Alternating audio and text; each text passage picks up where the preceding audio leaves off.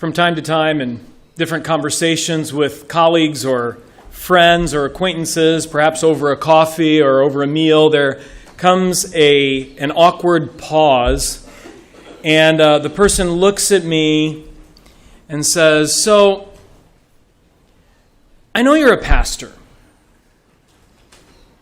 but what do you do?" You know what? That's a valid question, which I'm not going to answer this morning. But throughout the Gospel of Mark, we've been confronted with the idea of discipleship. And usually that concept has been reflected to us through discipleship failure, through the failure of those who are closest to Christ to have faith, true faith, in Him. But the question that we are posed with today is, and that I want to ask, what is the defining activity of a disciple? So if we have to boil it down, if we were to boil it down to just one thing, what does a disciple do? Here it is. The primary, foundational, essential activity of a disciple of Christ, the activity out of which everything else should flow, is worship. Now, the Gospel of Mark, chapter 14, which we begin to look at today, it's the longest chapter in Mark. And in this chapter, we see the theme of discipleship failure illustrated 5 distinct times.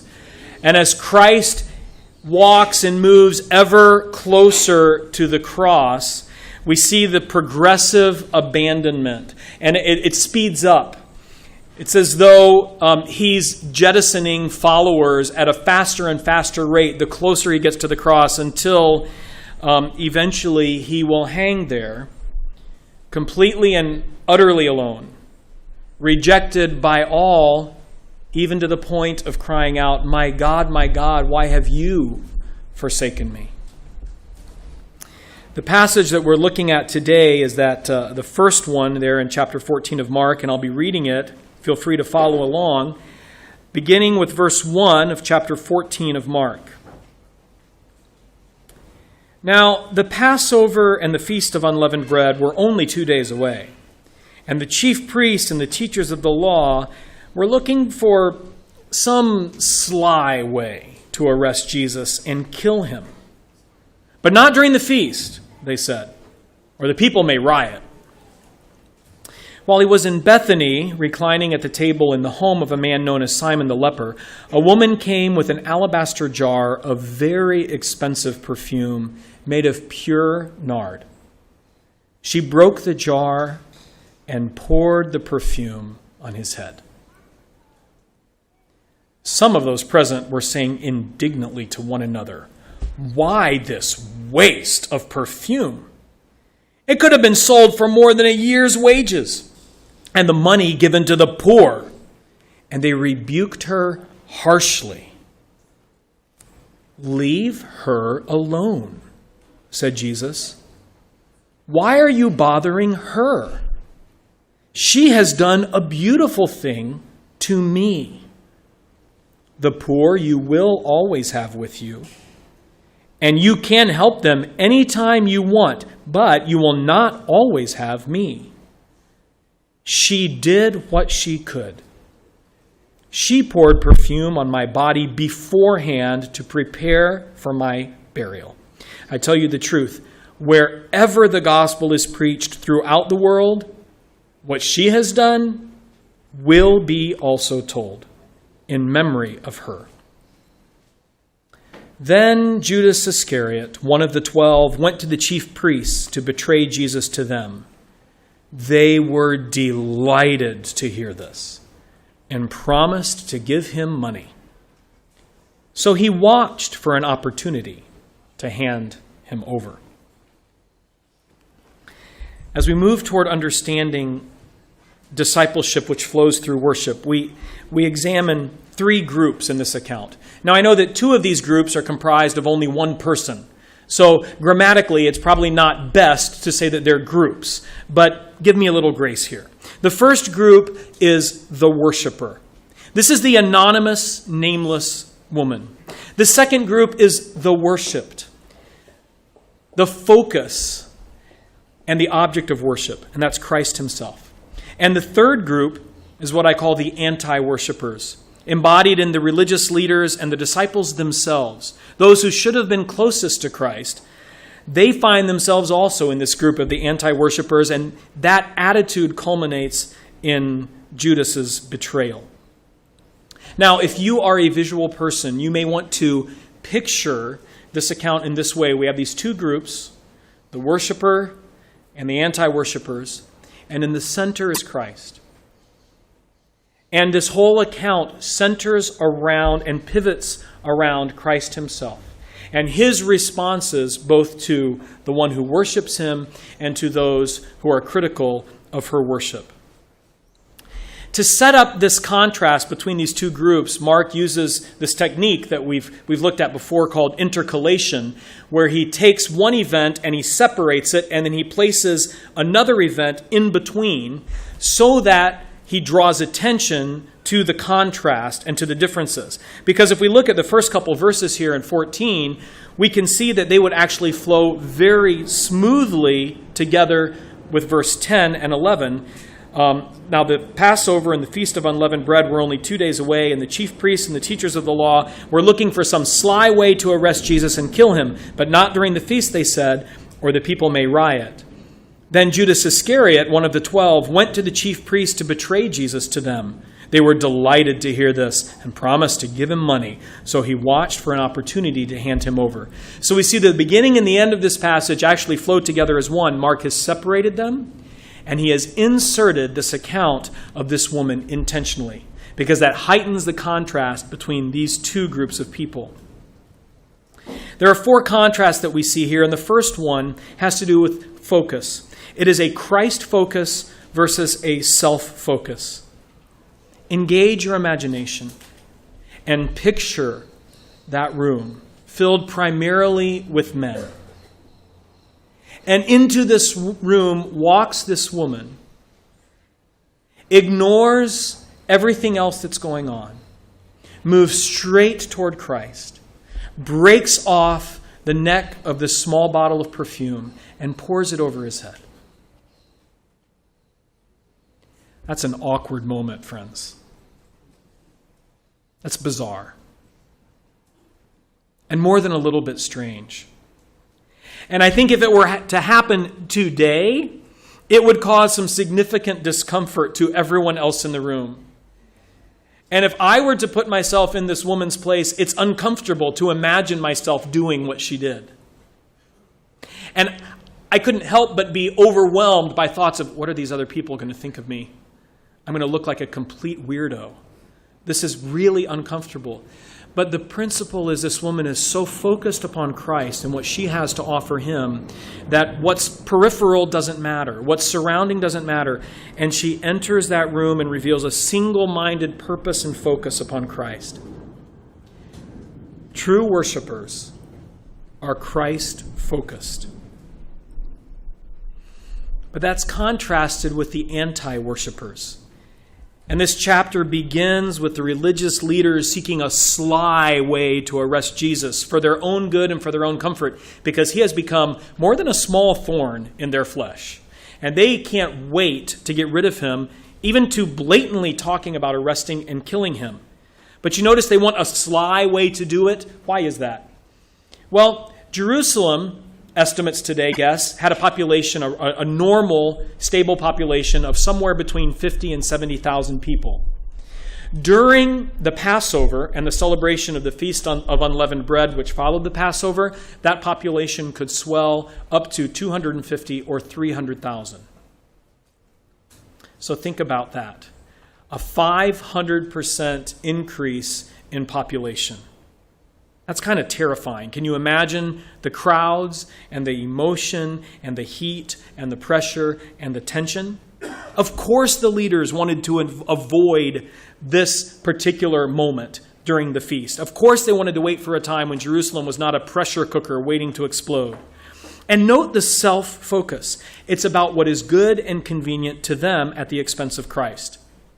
And this attitude of the religious leaders kind of provides the top piece of bread in this sandwich that Mark's presenting. So that's the top piece of bread. Then we have the woman in the middle. And then the bottom piece of bread that sandwiches it together is Judas's betrayal of Christ.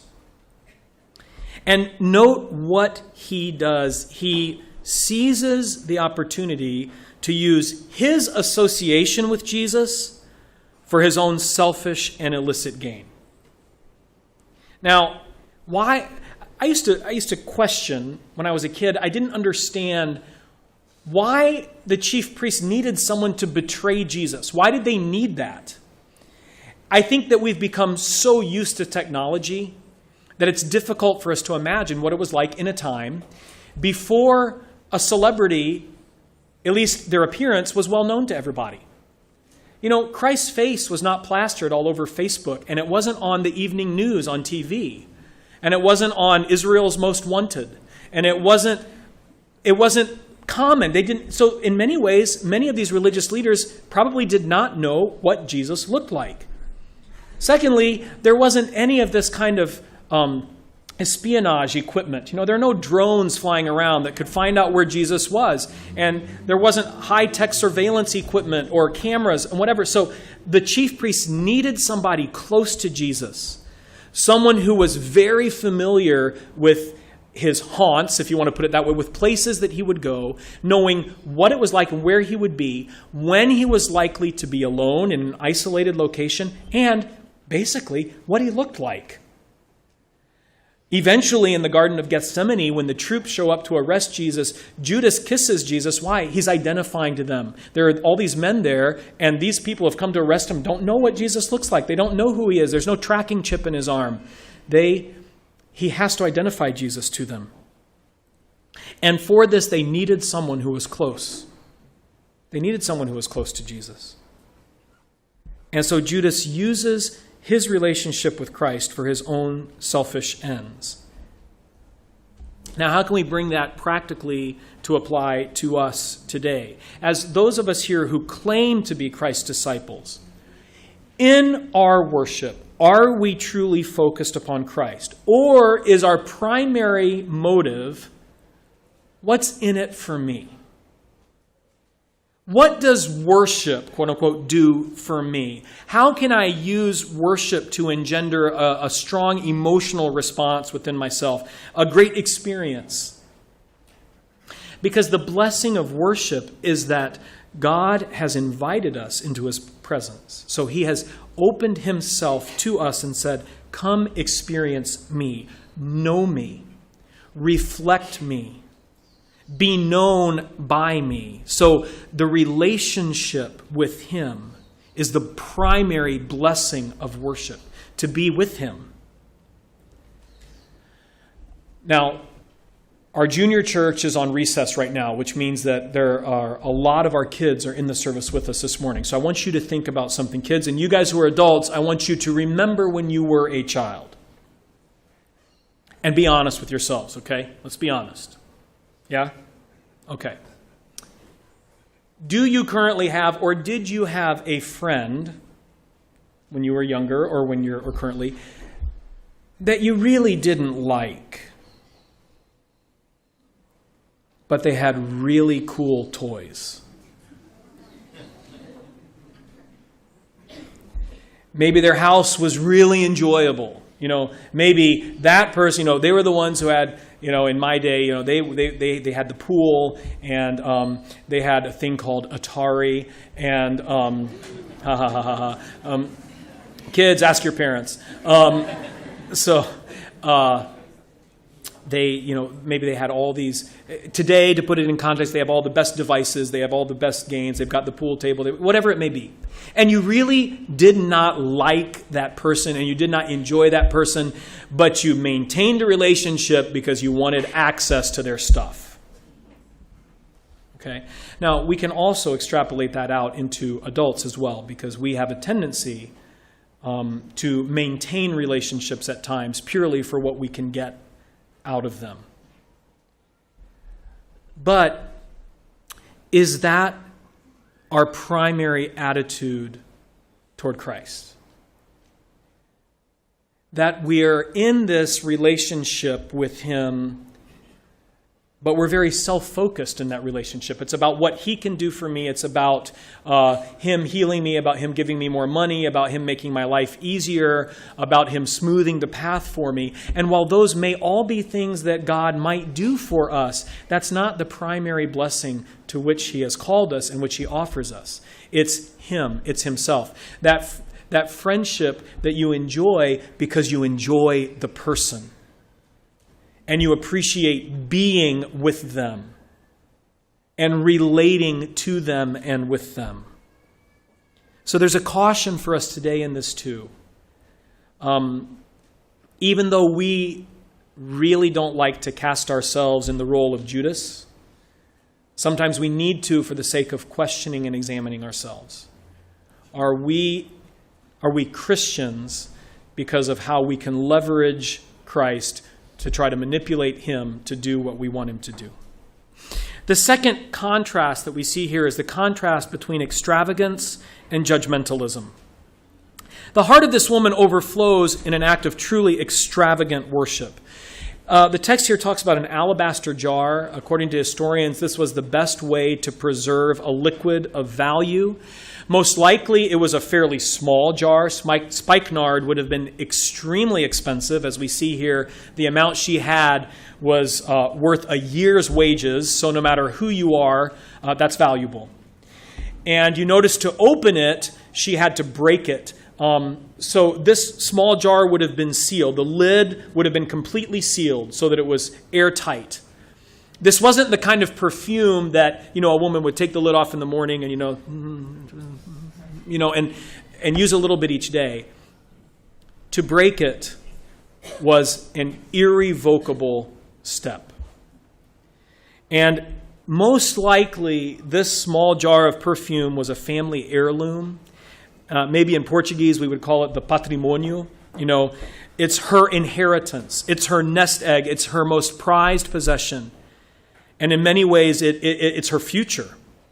And from the moment she breaks the neck of that small bottle, she's made an irrevocable decision, and she pours her most prized possession, her future, her investment, in a stream over the head of Jesus Christ.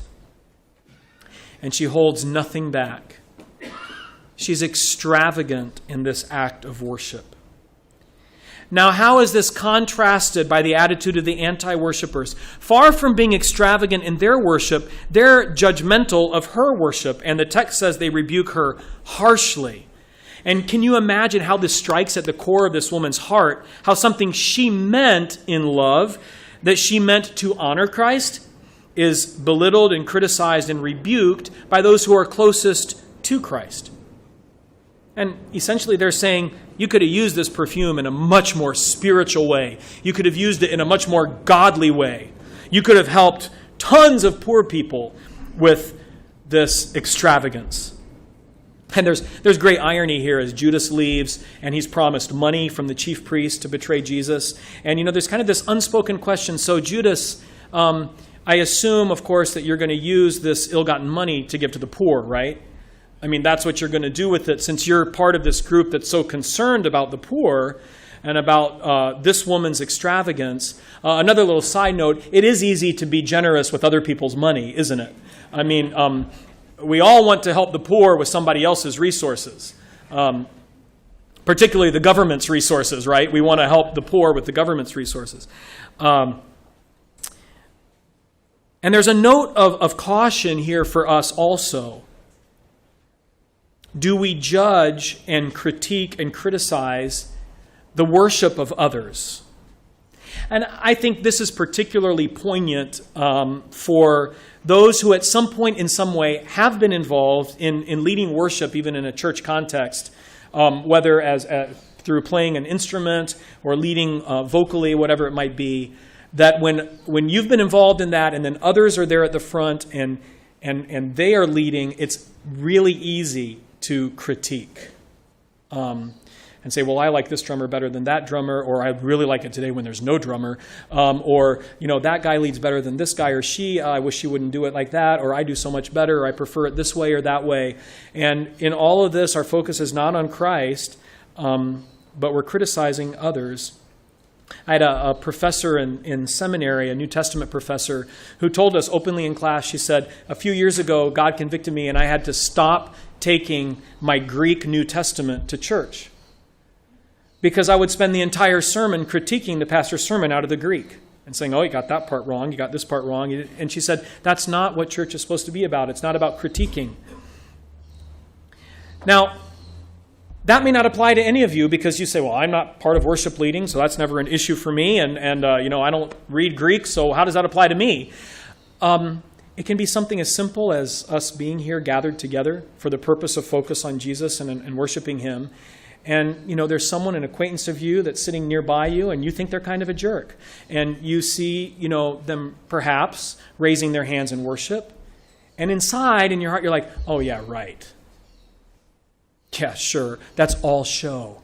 That's all show.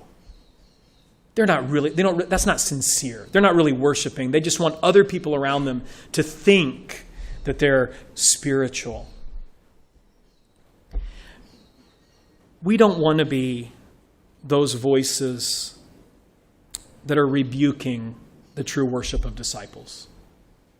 We don't want to be those voices of criticism and harsh rebuke when our brothers and sisters are worshiping the Lord. So let's be very, very cautious in our judgment of the motives of others in worship. The third contrast is that the contrast between honoring Christ and belittling Christ. In her extravagance, this woman does great honor to Jesus because she says through her action, you are worthy of my most prized and valuable possession. And again, this is just imagination, but I picture her with this love for Christ in her heart, in her home, looking around, saying, what do I have that's worth giving to him? What is there? And she walks through the rooms of her house, and maybe on the mantelpiece, she sees this jar, and her eyes zero in on that. She says, that's it. My most valuable possession. That is worthy of Christ. And she pours it over his head. And that is such an honor to him because it says, Jesus, you are worthy of the most valuable thing that I have. I, friends, am a terrible golfer. I'm really bad at the game of golf, but I really enjoy it.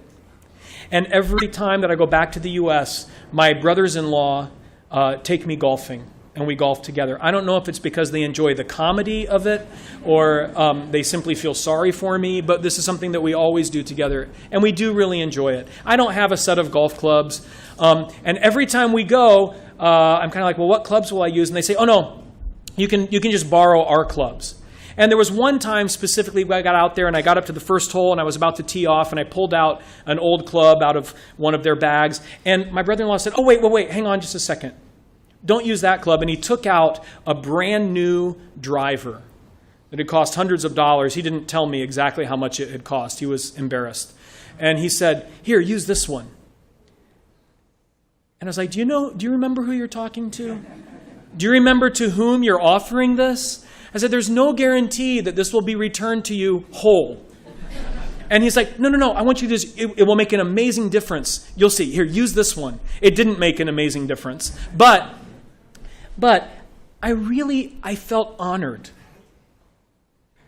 And to be honest, I felt loved that he would invite me to use his most expensive golf club that was brand new, even knowing that to me it wasn't going to make any difference. Give me a stick, I'd be just as successful.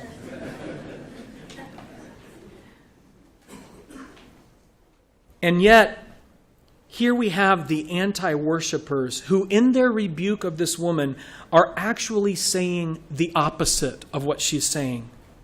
Now, their words might sound spiritual to begin with, but underlying it, they're saying, no, Jesus, you're not worthy of this extravagance. You're not worthy of this value. You are not worth this expensive perfume to be poured on your head. You are not worth it. And while it is unlikely that that was their intent, it does reveal that attitude in their heart to belittle Christ in their callousness toward this woman. And while she's saying, you are worthy of the greatest value that I have, they're saying, no, Jesus, you're not worthy of that. It's better to take that and spend it in a different way. The last contrast that I want to draw out here is that this woman is what we have come to know as a little person. Remember, we talked about this in the Gospel of Mark. He consistently contrasts the little people, those who are anonymous, those who are weak, those who are not influential, those who are not famous, those who are not powerful. And yet, they are the ones who often reveal the deepest, truest faith.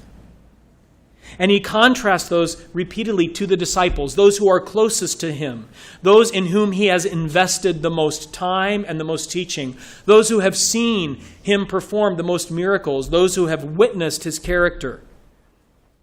And this is just one more example. The nameless, faceless, anonymous woman showing faith and pure worship, and his disciples totally missing the point yet again. They are rebuking her harshly. And again, here's a truth for us, a reinforcing of the fact that human position and experience and power gives no one an advantage in faith. And Christ views and treats all people with equal love and concern, welcoming the least of these, as the Bible describes them, the least of these, with open arms. And no matter what your earthly situation, you are a child of the King of Kings, and he loves you as you are, and you are invited to worship him as you are. Now, we would do this passage a great disservice if we stopped here. Because what we must not ever forget, here or in any other biblical passage, is that the main character, the protagonist, is God. And in this account, even though she shows great virtue, and we might want to emulate her up to a point, the hero is not this woman. For all her virtue, the hero is still Christ, the one who is worshipped, the object of worship, who is worthy of worship. And his responses to the worshiper and the anti-worshipers are vital. They are the pivotal point of this passage. What do we see about Jesus here? First of all, Jesus is the healer. Where does this account take place? Where is this dinner happening? Where is this party? It's in the home of the man known as Simon the leper. All those people would never have been in that home if this guy still had leprosy. So Simon is a used to be. He used to be a leper, and the implication here is that Christ has healed him, and that's why he's hosting this party. And you know what? The kingdom of God is entirely populated by used to be's. We all used to be's. We all used to be lost. We all used to be unforgiven and unredeemed sinners. We were dead in our transgressions and sins. That's how the Bible puts it. We were without God and without hope in the world, but because of his great love for us, God, who is rich in mercy, made us alive through Christ. And now his kingdom is full of people who used to be addicts and used to be promiscuous and used to be sexually broken and used to be greedy and used to be adulterers and used to be blasphemers and used to be broken. And we are healed by the blood of the Lamb.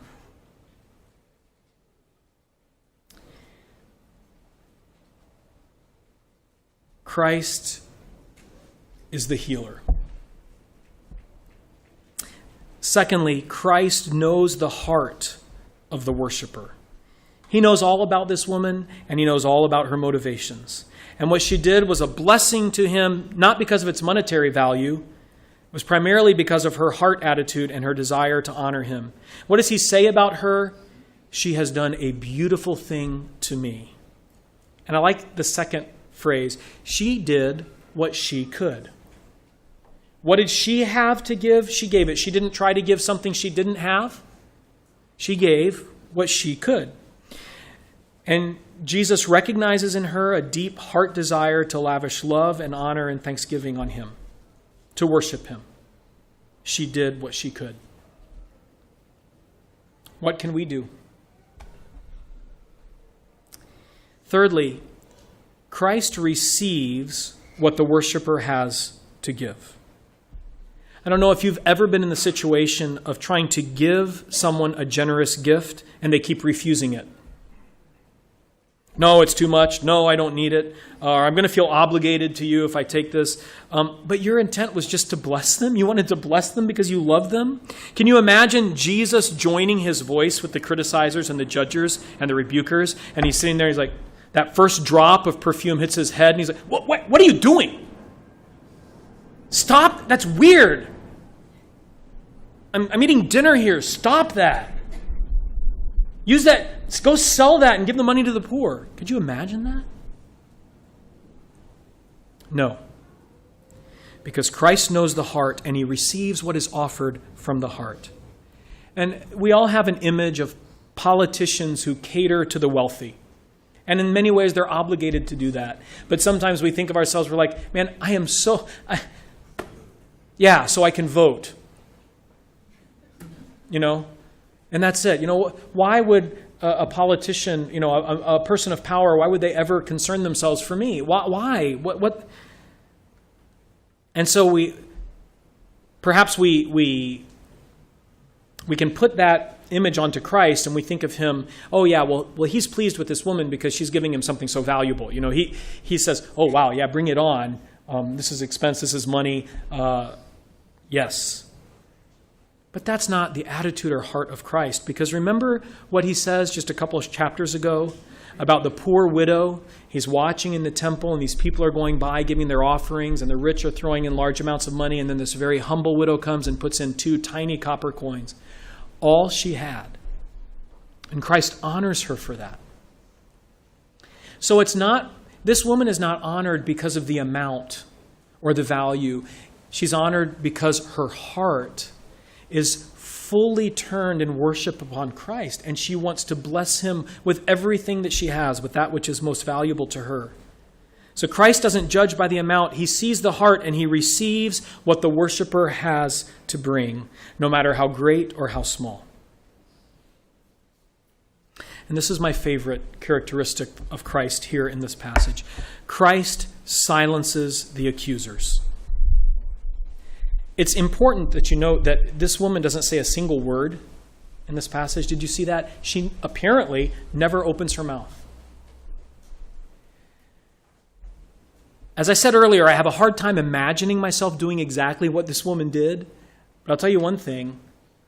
If I did and those guys started criticizing me, I'd be ready with my answer.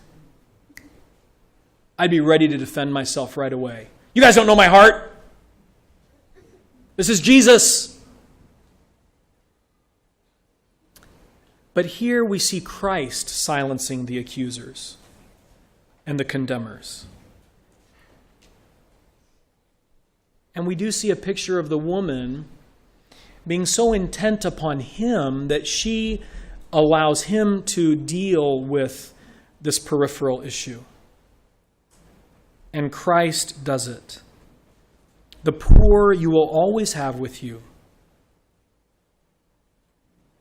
And you can give to them anytime you want. And I think there's an underlying tone of conviction. And Jesus is maybe just, poking at them a little bit, saying, you can minister to the poor anytime. Why are you so intent about it right now? And turning it back on the disciples, do you make a practice of helping the poor with your money? Do you do that? Why are you trying to do it with this woman's money? The poor you will always have with you. You will have many opportunities to minister to the poor with your money. You can help them anytime you want. But don't criticize her because she is choosing to worship me with all she is. If we are doing what we're called to do, then we can trust God to silence the voice of the accusers and the condemners and the criticizers. He will vindicate us. Our concern is Christ alone, and he will silence those who falsely accuse, and he will redeem and vindicate those whose hearts are turned to him and who worship him. And lastly, I struggled with how to express this idea, but I'm going to put it this way, that Christ multiplies her worship. Now, that may be an odd thing to say. Maybe a better way to say is that he expands it. And he takes what she has to offer and he builds on it beyond what she could understand or imagine or think. The first thing he says to her is, she has done this to prepare me for my burial. I'm fairly certain that was not this woman's intent. That she didn't say, okay, I've got this perfume. Jesus is going to die. He's going to die on a cross. He's going to be taken down right at the end, right before the Sabbath starts. They're not going to have time to anoint his body. I need to do it now ahead of time. I don't think that was her intent. But what's beautiful about this is that as she surrenders this in worship to Christ, her worship is prophetic, even though she doesn't know it. And it's Christ who receives what she has to give, receives her worship, and then expands it into its prophetic concept. And secondly, Christ uses her worship to give his disciples, and by extension us, a glimpse of hope for the future. And he says of her, wherever the gospel is preached, what she has done will also be told in honor of her. Notice that this particular prophecy is being fulfilled right now. Thousands of years later, as the gospel is preached and rehearsed, we're talking about this woman and what she did, even though we don't know her name. But when Jesus talks about the gospel being preached, that too is prophetic because it's pointing ahead to after his resurrection. He has already told the disciples that he's going to die. They don't get it yet. They haven't accepted it yet. They don't understand the implications. But nonetheless, he has told them. And in a veiled way, he's also saying now, you know what? There's going to be a hereafter. Because I'm going to die, but after that, the gospel is going to be preached to all nations, to all the world. And every time it's preached, as this gospel goes forth, this is going to be part of it. This event that you witnessed and that you criticized and that you rebuked, this is going to be part of the proclamation of my truth beyond that present day and moment. This Jesus that we see here, his tenderness and his love toward this woman, his defense of her, Christ the healer, who knows the hearts of his people and receives our worship no matter how lowly we are, he is worthy. He is worthy of that. And when we say that we are called to worship, we need to understand also that that is an invitation. It's not only a calling, it's an invitation of great blessing. We are called to a Christ-centered, unself-conscious focus on him, to enjoy him and who he is, simply for the sake of who he is. Not asking what we can get, but simply enjoying his presence, his character, his love, and his joy. Disciples worship. That is our main, defining, and principal activity. Let's pray.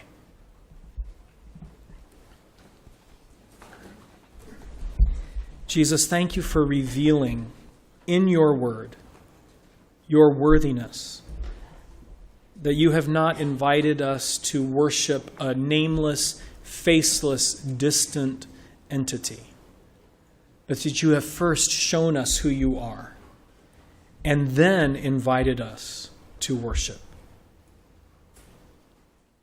Thank you. And Father, for those here this morning, for all of us who struggle to enjoy you for who you are, minister yourself to us. Heal that within us which is so self-focused that we cannot imagine our eyes lifted up and out of ourselves to enjoy you.